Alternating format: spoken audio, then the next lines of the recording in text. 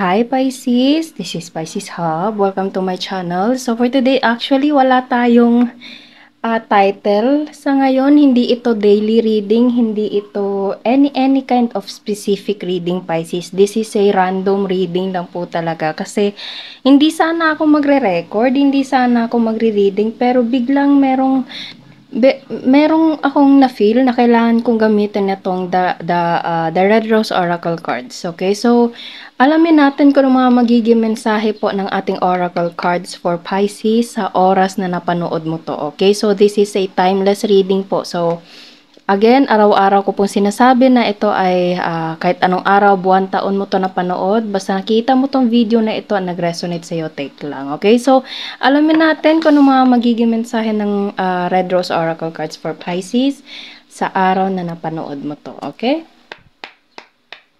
Reminder lang na ito ay general reading po, so pwede pong mag-resonate, pwede pong hindi. Okay? And this is, again, sinabi ko kanina, timeless reading. So, kahit anong araw, buwan, taon na panood, take lang po. Okay? So, I don't know kung ano yung takbo na magiging reading natin ngayon. Pero, meron lang akong naging kutob na kailangan kong mag-upload. Kailangan kong magbasa gamit itong Red Rose Oracle cards natin. Okay? So, bakit po? Ano po yung mensahe niyo po for Pisces sa araw na ito, sa oras na napanood niya to? Ano po yung mensahe niyo po? Okay, so there's the snake.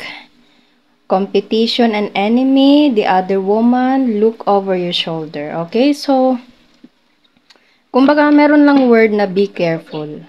Okay, pero kahit ano man yung gawin mong be careful, Pisces. Always ko pong sinasabi na surrender everything to God. Kasi may mga bagay na hindi mo nakikita, may mga bagay na hindi mo kontrolado, pero ang Panginoon pa rin, siya talaga ang nakakaalam sa lahat. So, surrender everything to God, Pisces. Don't pressure yourself. Don't be so harsh on yourself, okay? So, kung ano magdala nito, wag mong wag mong dibdibin. Okay? Surrender everything to God. Kung meron man itong connection sa tao, sa trabaho, sa pag-ibig, sa kung ano man yung dinidil nyo po sa pagkakaibigan, okay? Mga taong nakapaligid sa'yo, okay? Basta merong ganon.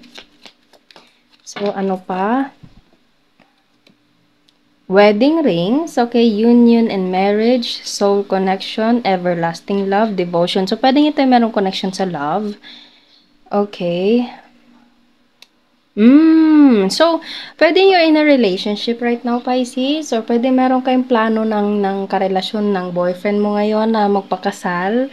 May mga plano na kayo, pwede meron na kayong nakalaan na araw, okay? May mga nagawa na kayong plano, okay? Parang merong something na maganda, importanteng event sa buhay niyo, lalo na sa love life, and kailangan mong maging mas maingat to inform other people about this, okay? So kumbaga be careful lang, be vigilant lang, okay, about those important messages na or situation na nangyayari sa buhay mo, Pisces. Wag masyadong kumbaga i-overshare lahat.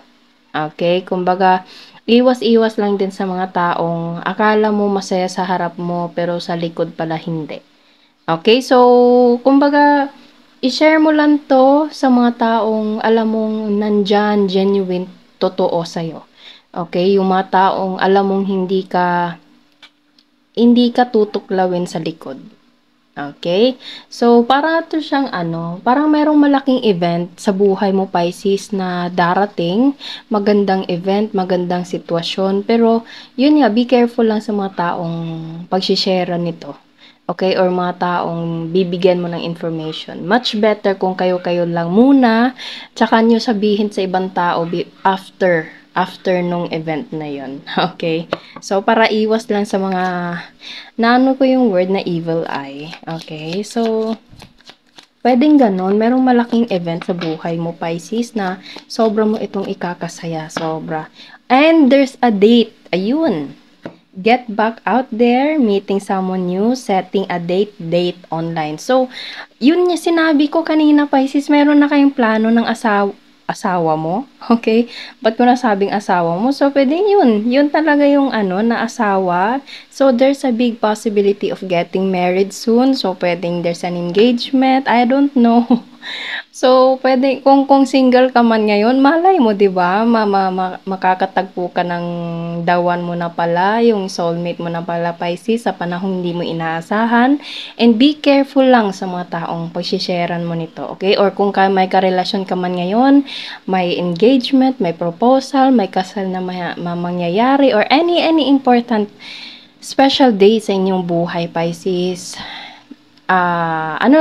Ingat-ingat lang sa mga taong nakapalibot, okay? Sa mga taong nakapaligid, sa mga taong pagsisharean nyo, okay? Much better yung mga taong genuine lang muna, yung mga taong importante sa buhay nyo muna yung makakaalam. And after that, okay na pag malaman ng ibang tao, after nun, okay? Para iwas evil eye or any kind of bad intention to your special day. Wow! Kaya pala bigla ako na kailangan kong mag-reading ngayon.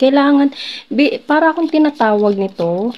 Okay, na kailangan mong mag-reading ngayon, Pisces Hub, kasi meron kang bibigyang mensahe. Ito yung mensahe para sa inyo. Okay, para sa'yo, para sa mga Pisces. Okay, so, ayun, so there's a phoenix. New phase, rekindle, renew, and growth, change mind, rise from ashes. Ito yun, Pisces. Okay, nakikita nyo, there's a big possibility of a new, wonderful beginning. And para kang, kumbaga, you're just like a phoenix na kumbaga nandun sa napakalugmok, okay, from ashes, kumbaga, yun nga, nag-rise up ka ng bonggang-bongga, Pisces, okay? So, sobrang mo itong ikakasaya. Hindi ko ma-explain kung meron mang mas maganda pang word na sasabihin ko, gagamitin ko, yun.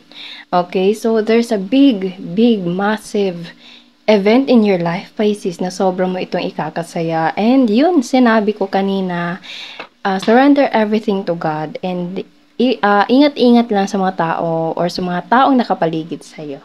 Okay, kasi sobrang mo itong ikakasaya. You're just like a phoenix, okay? Or pwedeng yung phoenix na bird or any kind of symbol of phoenix. Merong siguro there's a big connection sa'yo yung phoenix, okay? Merong pwede yung sign sa'yo, Pisces, na ito yung message para sa'yo, okay? So there's a new phase, new journey in your life, Pisces. Pwedeng there's a rekindle about love, okay? Renew and growth, yun, ito yun, no? Change mind, rise from ashes. Ito. Okay, magiging maganda yung event na ito sa buhay mo, Pisces. Okay? So, sobrang ganda naman. And there's a big possibility na manggagaling ito sa love call. Online. Pwedeng online dating to, Pisces. Okay? Kasi meron tayo ditong date online. Meron tayo ditong phone. Okay? Kung hindi naman to online dating, pwedeng yun nga, parang ingat-ingat lang sa pag-share sa online. Ayun.